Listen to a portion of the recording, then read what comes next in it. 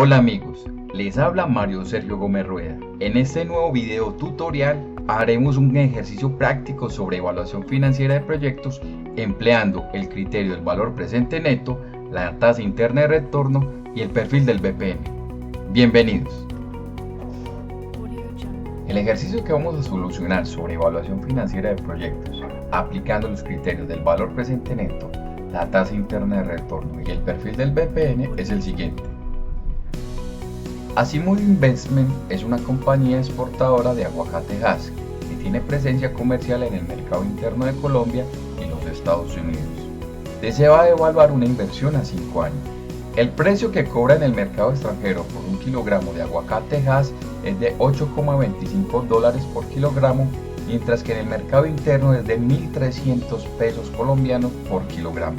Se espera una devaluación sostenida por año de 2,5% y una inflación de 0% tanto en el mercado interno como en el externo. A cifras actuales el cambio es de 3.900 pesos por dólar. Además, se tiene la siguiente proyección de ventas tanto en el exterior como en el mercado interno. Para el primer año 32 toneladas, para el segundo 42 toneladas, para el tercero 43 toneladas y para el cuarto 45 toneladas como ventas internas. Y en las ventas en exportación serían 55 toneladas el primer periodo, 62 en el segundo, en el tercero 70 y en el cuarto 75. El costo de transporte por cada tonelada es de 4 millones. El costo de mano de obra es determinado por el sistema de costeo estándar, por lo cual se tiene un aproximado de 8.000 pesos por kilo. Bajo esta modalidad, los insumos necesarios de cultivo, recolección y empaque se pueden determinar como 1.500 pesos por kilo. El alquiler de las oficinas comerciales y administrativas es de 11 millones de pesos mensuales. Con el equipo comercial se acorda una comisión de ventas por el 2% sobre las ventas. El gasto de personal no operativo es de 70 millones de pesos mensuales. La inversión necesaria corresponde a equipos de cómputo para un total de 30 millones. La inversión necesaria corresponde a equipos de cómputo para un total de 30 millones, adquisición de maquinaria para el proceso productivo por valor de 120 millones y las adecuaciones de las obras físicas en el sitio de producción por valor de 500 millones. La vida útil para estos activos es de 5, 10 y 10 años respectivamente. Los activos podrán venderse como valor de rescate por un 30% de su valor inicial. El total de inversión es de 650 millones de pesos, pero se dispone de 350 millones de pesos. El resto de dinero lo puede obtener vía crédito. Puede contar con un crédito en moneda extranjera por valor de $50.000 a una tasa de 4% efectivo anual de cuota fija a 3 años. Y el resto del capital faltante será financiado por crédito local con amortizaciones fijas y una tasa de interés del 22% efectivo anual. El impuesto a la renta es del 30%. ¿Es rentable esta inversión? Antes de iniciar el cálculo tenemos que considerar que para la evaluación financiera de proyectos debemos determinar el flujo de caja libre. En una primera instancia se debe determinar el flujo de caja libre del proyecto, para luego calcular el flujo de caja libre del inversionista. En este caso, para este ejercicio, solo calcularemos el flujo de caja libre del proyecto, teniendo en cuenta que seguiremos la estructura de calcular una utilidad neta a través de un estado de resultados, en donde primero se tienen los ingresos, después se tienen los costos de producción o costos de servicio para calcular el total de la mercancía vendida y luego calcular la utilidad bruta. Seguiríamos calculando nuestros otros ingresos, normalmente ingresos indirectos que no tienen que ver con la operación, los gastos asociados al proceso productivo y a los procesos administrativos, la depreciación y calcularíamos la utilidad antes de impuestos e intereses, calcularíamos nuestros gastos financieros, comúnmente nuestros intereses en evaluación financiera de proyectos, después calcularíamos la utilidad antes de impuestos, calcularíamos los impuestos, la utilidad neta y hasta ahí llegaríamos con el estado de resultados. Lo siguiente sería calcular algunas cuentas que son importantes para la determinación del flujo de caja libre. Por ejemplo, nuevamente tenemos que traernos las depreciaciones, debemos calcular o indicar las inversiones, el capital de trabajo si es que nos están indicando capital de trabajo y por último calcular el flujo de caja libre. Como dato complementario para la solución de este ejercicio, indicaríamos que el capital de trabajo será de un 10% del costo de la mano de obra. Para determinar si es viable la inversión debemos calcular el valor presente neto y la TIR. El primer paso es determinar el flujo de caja libre, pero antes de hacer esto tenemos que determinar cuánto es el horizonte de evaluación de la inversión. En la descripción nos están diciendo que son 5 años, por lo cual debemos extender nuestras columnas para 5 periodos. Ahora debemos determinar los ingresos de venta. En este caso tenemos ventas tanto internas como externas.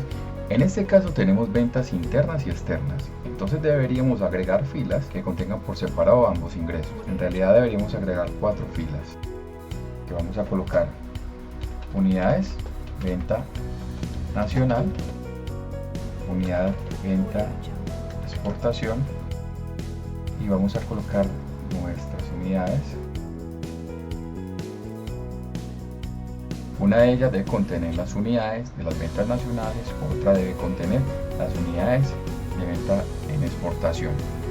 Los datos los vamos a tomar en kilogramos, porque los costos nos los están indicando en kilogramos. Entonces,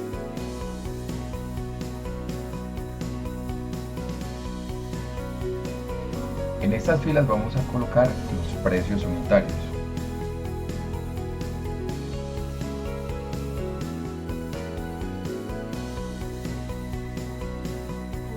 El precio nacional es de 13.000 pesos por kilogramo.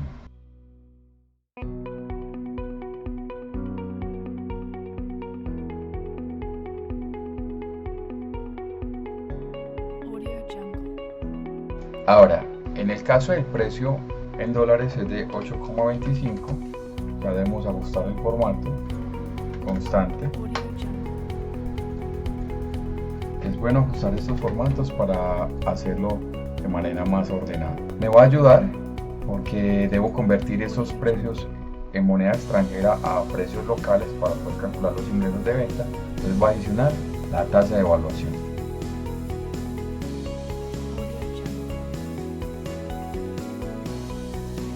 En el ejercicio nos están indicando que a hoy está 3.900 pesos por dólar y que incrementarán 2,5 para cada año. Lo voy a adicionar a un lado y procedemos a incrementarlos año tras año, como el anterior por 1 más la tasa de evaluación. Anclamos con F4 y arrastramos. Entonces nuestros ingresos por venta serían, no tenemos ingresos en el momento 0, solamente en el momento 1, sería la cantidad nacional por el precio unitario nacional más la cantidad de exportación por el precio de exportación y la conversión del precio de exportación a pesos colombianos.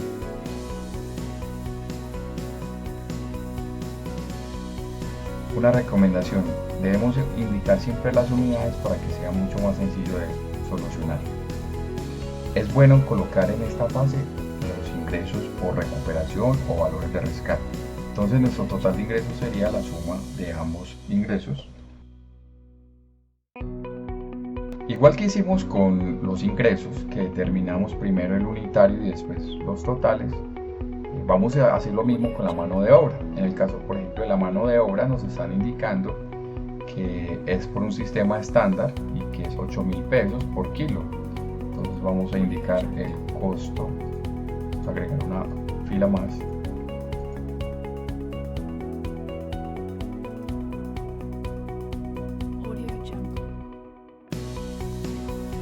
Constante porque no nos han indicado que incrementa, además que la inflación es 0, entonces no ajustaríamos estos valores. Ahora procedemos a calcular la mano de obra.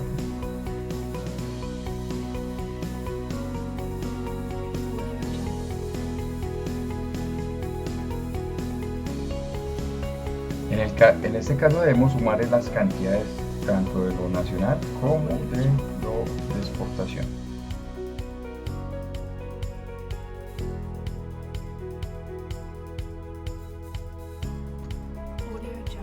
Y de esa misma manera lo vamos a calcular para los costos de la materia prima.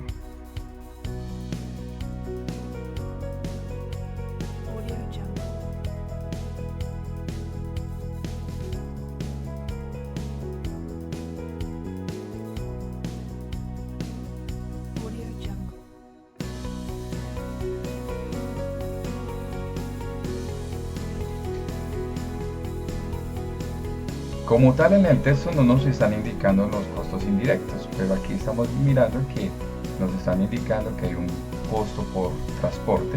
Nos están diciendo que son por cada tonelada nos va a costar 4 millones de pesos el transporte. Entonces determinaríamos la cantidad en toneladas.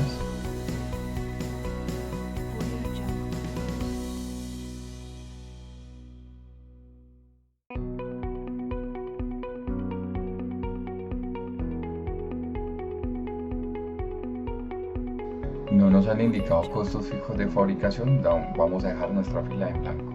Entonces ya hemos utilizado todo lo que tenía que ver con costos. Aún está pendiente calcular los gastos. Podemos proceder a calcular los costos de la mercancía vendida, como costo de la mano de obra, más costo de la materia prima, más los indirectos, más los costos fijos, aunque no tengamos un valor ahí.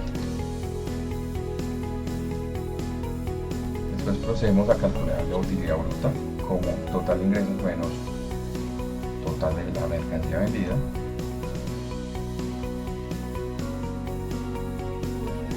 Arrastramos hasta el último periodo de evaluación. Nosotros no lo arrastramos porque hasta ese era el momento de las ventas.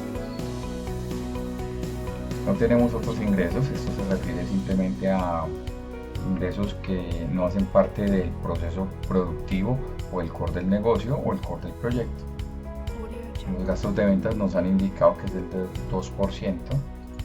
Voy a colocar el monte de comisión a un lado y lo calcularíamos como de los ingresos por ventas. No debemos tomar es el total de ingresos.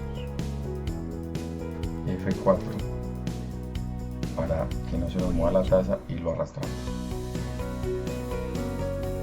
Los gastos administrativos nos están indicando que hay un arriendo de oficinas comerciales y administrativas por 11 millones de pesos mensuales. Nos están indicando que incrementa, entonces vamos a proceder a calcular. Vamos a tener aquí gastos nómina no operativa, que nos están indicando que es 70 millones de pesos mensuales. Repetimos el procedimiento que hicimos con los gastos administrativos al multiplicar por 12, que son los meses que tiene un año.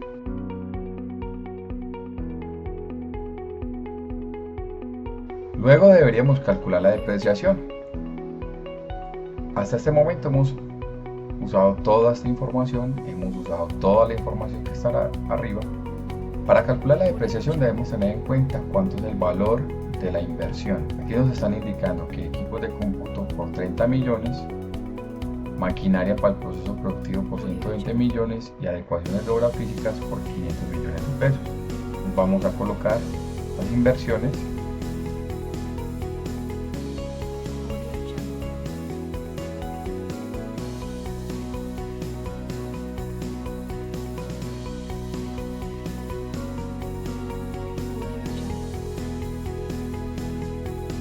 Este campo de inversiones sería la suma de las inversiones anteriores.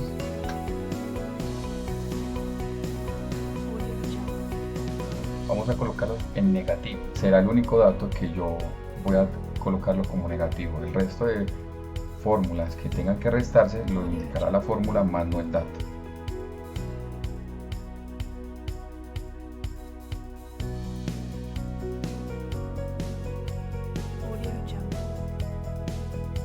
Así como nos han indicado el nivel de inversiones detallado por 3 componentes, vamos a hacer lo mismo con la depreciación. Vamos a colocar 3 filas.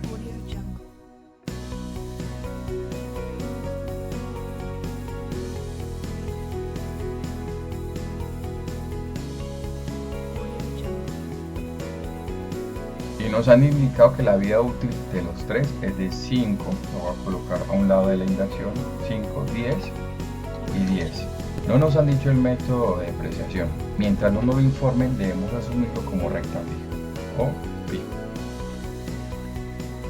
Ahora calcularíamos nuestra primera inversión. Voy a poner menos para que cuando llame el valor de la inversión, menos me dé más, dividido la vida útil que está al frente, y lo repetimos para las 3. Como es recta fija, entonces sería el mismo valor para todos los periodos. debemos tener en cuenta es que debemos arrastrarlo hasta la vida útil que tenga el activo versus el horizonte del proyecto. Por ejemplo, aquí tenemos que arrastrarlo hasta el 5, porque las vidas útiles del primero era de 5, de 10 y de 10 el segundo y el tercero, y el horizonte de evaluación es de 5 años. En caso, por ejemplo, que los equipos de cómputo tuvieran una vida útil de 3, pues entonces solamente llegaríamos hasta 3 periodos. ¿Y qué ocurre con la depreciación de estos dos activos? Que quedarían faltando 5 periodos de depreciación. Pues como el horizonte de evaluación es de 5 años, entonces no se tendrían en cuenta. Ahora procedemos a calcular el total de la depreciación.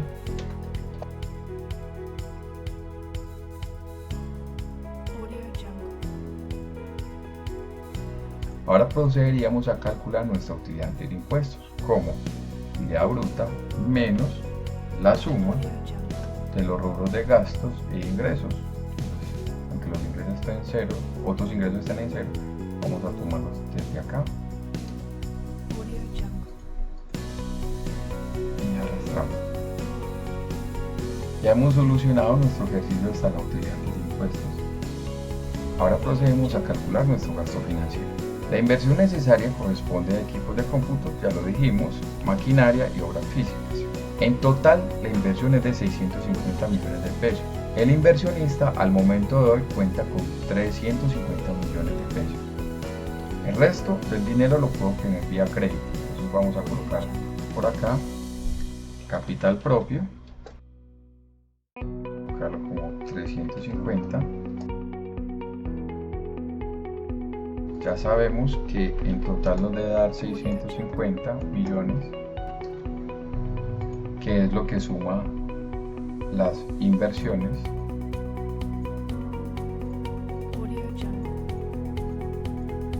crédito en el extranjero, crédito propio. Nos están indicando que el valor prestado es de $50.000 a una tasa del 4% efectiva anual de cuota fija a 3 años. Lo voy a calcular en un lado, serían 3 pagos.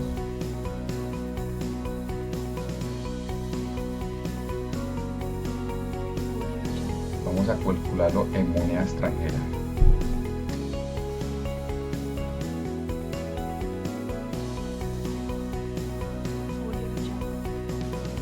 La forma de pago es de cuota fija, entonces yo lo voy a solucionar bajo el método de buscar objetivo. También podría utilizarse con la función pago de Excel. Pues cuota 2 es igual a la cuota 1 y la cuota 3 es igual a la cuota 2. Los intereses sería saldo anterior por la tasa de interés, anclo con F4, arrastramos, nuestro abono de capital sería la cuota menos interés, dado que estamos en un sistema de cuota fija, arrastramos. Ahora procedemos a calcular el saldo es saldo anterior menos el abono de capital en ese periodo, y arrastramos. Ahora nos vamos a, esta es nuestra incógnita, datos, análisis de hipótesis, buscar objetivo, saldo que sea 0, que es la última cuota de pagar todo el remanente de saldo, cambiando esta celda, definir celda, saldo final, con valor de 0, para cambiar la cuota que es la que desconozco. Perfecto. Esto nos va a servir para dos cosas. Nos va a servir para determinar los intereses por año o por periodo, y para determinar a razón de hoy, o sea, cuando se pide el crédito, estos $50.000, cuánto fue lo prestado. Entonces vamos a traernos la tasa de evaluación que ya habíamos proyectado, lo vamos a traer desde acá y vamos a convertir el saldo. ¿Cuánto sería? 3.900 por $50.000. Entonces lo prestado en moneda extranjera fueron 195 millones. Entonces lo prestado fueron 195 millones, vamos a ponerlo en pesos.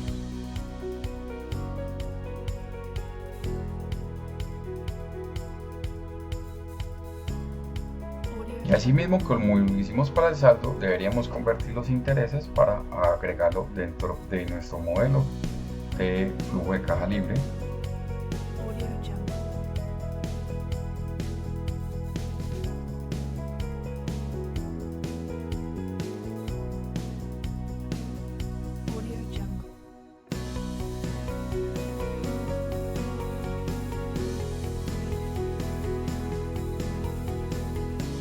Vamos a traerlo desde la tabla de amortización que acabamos de hacer, 2000.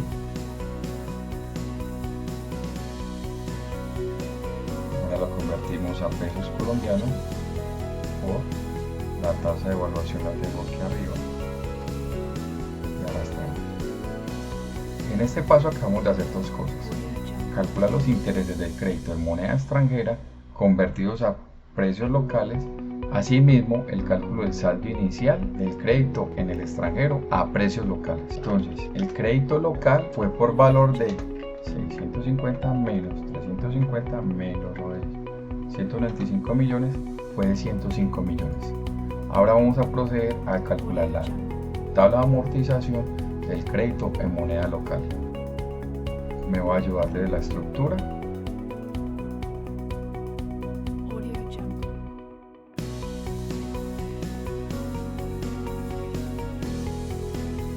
La forma de pago es de amortizaciones fijas. La tasa de interés es del 22%, efectivo anual. Las amortizaciones fijas significa que se abona el saldo de capital la misma proporción de la duración del tiempo, de la duración del crédito. En este caso son 3 periodos. Diríamos que el saldo sería, que el abono de capital sería saldo anterior dividido 3, por ser 3 periodos, serían iguales. El saldo sería, entonces, saldo de hoy sería, perdón, el saldo del momento 1 sería el anterior menos el abono de capital de ese periodo. Arrastramos. El interés sería saldo anterior por sería saldo anterior por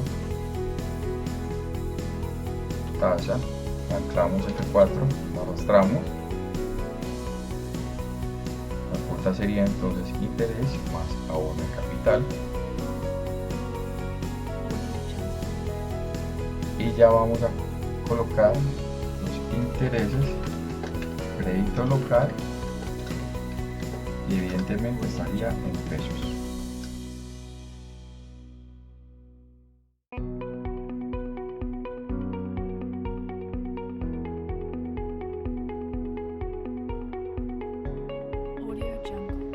Muy bien, podríamos calcular nuestra utilidad antes de impuestos de la siguiente manera: utilidad antes de impuestos e intereses menos intereses del crédito extranjero en moneda local menos el crédito local en moneda local. Y arrastramos hasta acá.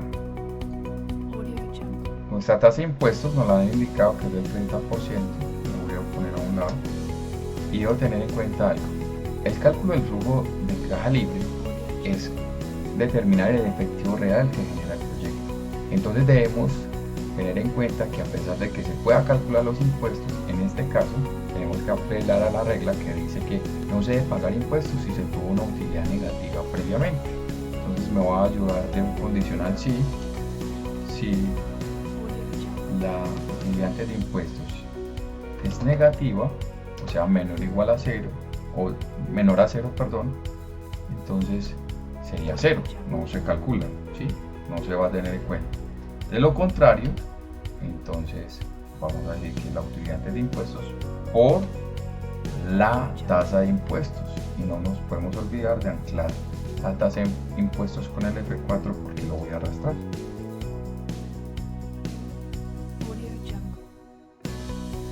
Ahora tomamos la utilidad neta como utilidad de impuestos menos los impuestos y arrastramos. Hasta ahí hemos llegado a calcular nuestro estado de resultados. Solamente nos falta indicar las cuentas adicionales que tenemos que agregar para calcular el flujo de caja libre, Y tener en cuenta también que nos han dado un valor de rescate frente a los activos y nos están diciendo que los activos podrán venderse como valor de rescate por un 30% de su valor inicial. Es decir, estos activos que suman 650 millones como inversión en el momento cero podrán venderse al final el 30% de ese valor a razones comerciales. Entonces vamos a colocarlo como ingresos por recuperación o valores de rescate. Vamos a poner el menos porque las inversiones las colocamos negativas y vamos a llamar al total de la inversión, son 650, y vamos a multiplicarlo por el 30%.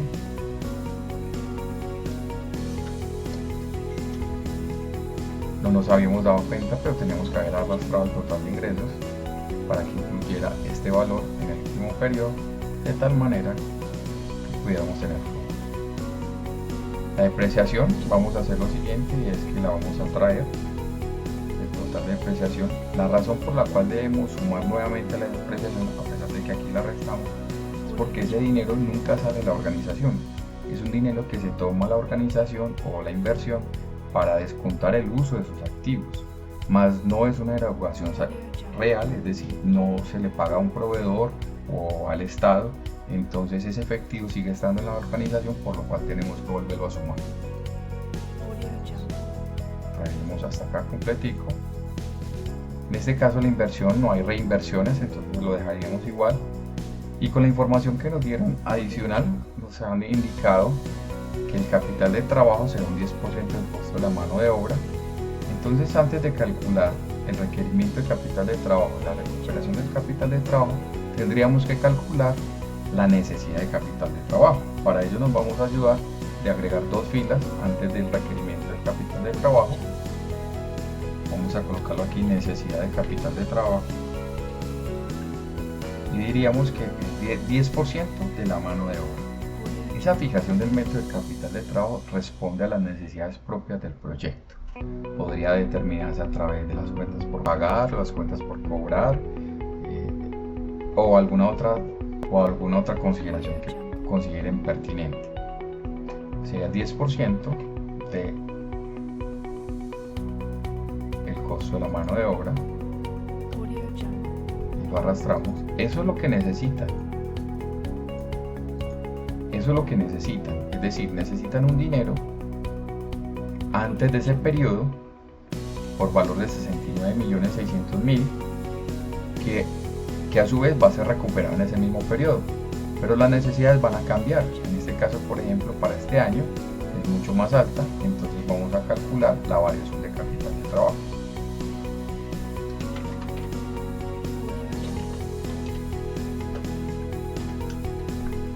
Para ello entonces vamos a tomar la variación, tendría que calcularse en el segundo periodo, que es donde se está aumentando, o también se podría disminuir como la de ese periodo menos la anterior.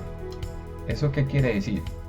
Que los 69.600.000 que ingresamos para este periodo, como van a retornar, entonces tendríamos que agregarle 13.600.000 para completar los 83.200 que necesito en este periodo, y lo voy a arrastrar hasta el último. Aquí estamos viendo algo que es muy particular, se está dando negativo. En realidad eso es porque no se necesitaría. Estos son adiciones, más esto es como una devolución. Ya vamos a ver cómo lo interpretamos. Ya calculamos la necesidad de capital de trabajo y nos dimos cuenta que para el primer periodo son 69.600.000. Pero eso se debe invertir anticipado, normalmente es anticipado. Entonces este valor deberíamos colocarlo acá y lo voy a poner con cifras negativas. ¿Por qué? Porque es un dinero que debe aportar los socios. Ahora, el requerimiento de capital de trabajo adicional, tendríamos que adicionar es las variaciones, las vamos a poner negativas y las arrastramos hasta el penúltimo. Si lo vemos muy bien, estamos indicando que aquí es negativo, negativo, negativo, es decir, que eso se debe aportar, ¿sí? Y al final se recuperaría en este último flujo. Pero eso se está recuperando es porque aquí no hubo necesidad de capital de trabajo. Debemos formularlo para que nos quede bajo cualquier modelo, para que si pronto debemos explotar en el quinto año, una cuenta adicional que se llama recuperación de capital de trabajo, que sería esto igual a la suma de todo el requerimiento de capital de trabajo. El ejercicio no nos ha indicado este dinero de dónde saldría, porque debería considerarse como una inversión. Como no lo han indicado, diríamos que se asume como un aporte adicional, pero lo lógico fuera es que saliera de estos 650 millones o que la inversión aumentara. Entonces el flujo de caja libre sería la utilidad neta más la depreciación más las inversiones más el requerimiento de capital de trabajo más la recuperación de capital de trabajo, y podemos arrastrarlo completamente y ya tenemos nuestro flujo de caja libre. Ahora procedemos a calcular la tasa de descuento para luego calcular el valor presente neto, la TIR, el perfil del BPN y concluir sobre el ejercicio.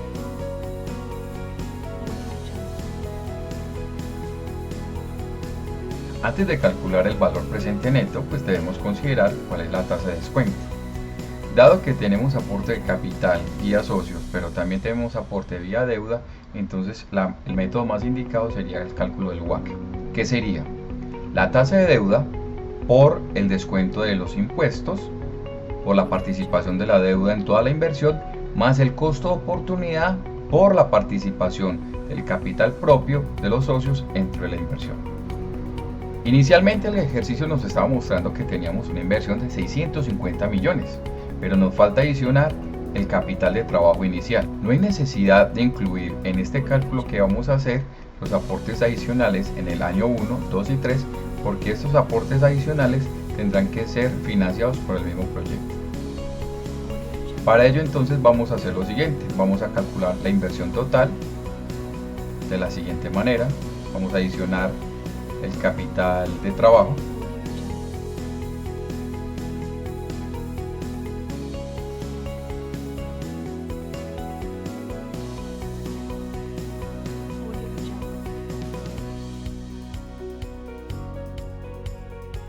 entonces toda la inversión sería 719.600.000, que es lo mismo que nos aparece en el flujo de caja inicial. Ahora vamos a calcular la participación tanto del crédito como el capital en el porcentaje de la inversión.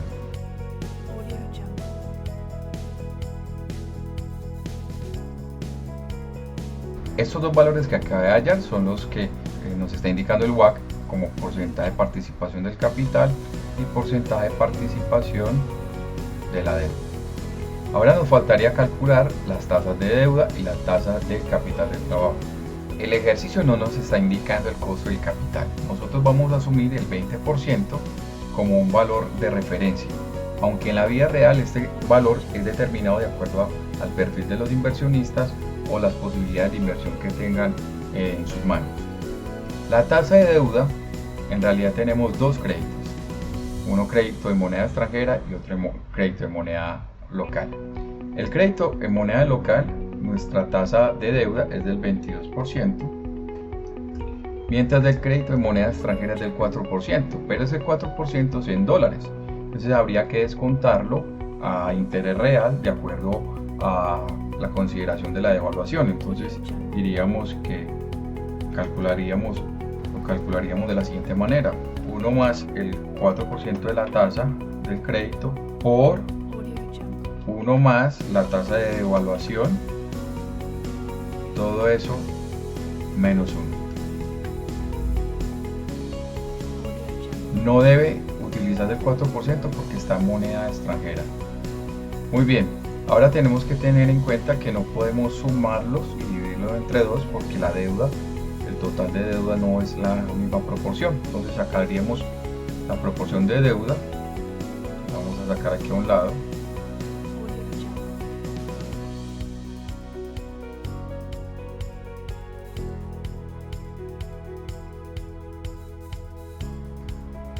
muy bien. Entonces ahora procedemos a calcular la tasa de deuda, sería el peso por la tasa más el precio por la tasa. Ahora pasamos a calcular el WACC, que sería nuestra tasa de descuento, de la siguiente manera. Sería tasa de deuda, la tenemos aquí encima, por 1 menos la tasa de impuestos. Esto se hace es porque los impuestos frente a la deuda hay un escudo fiscal por la participación de toda la deuda. Aquí no es esta participación, sino la de frente a toda la inversión, más costo de oportunidad 20% por la participación del capital. El WACC es de 15,16. Ahora pasamos a calcular el valor presente neto como BNA, la tasa de descuento, el valor desde el flujo 1 hasta el último, más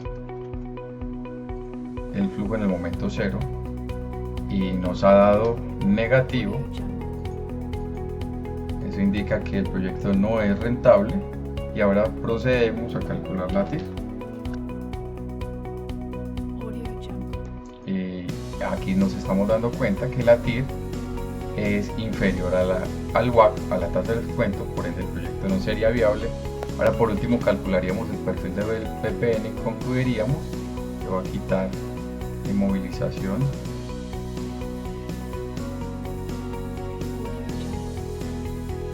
Ahora vamos a calcular el perfil del PPN.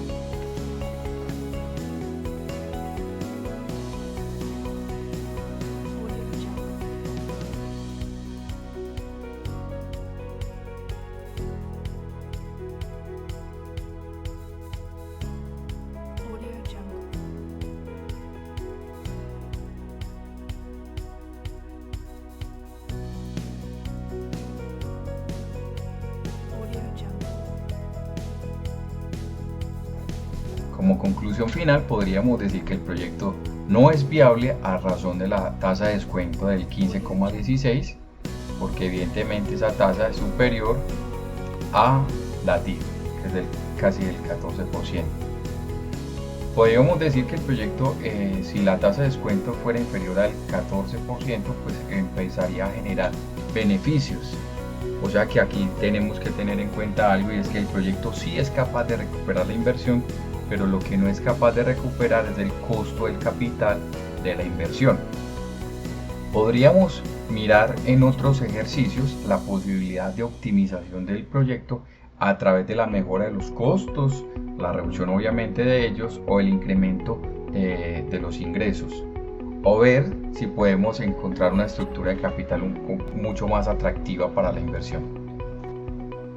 Espero que este ejercicio haya sido aporte para la evaluación financiera de sus proyectos y la educación en evaluación financiera. No siendo más, les doy un agradecimiento muy grande por prestar atención a este video tutorial. No olviden darle like al video y suscribirse al canal. Muchas gracias.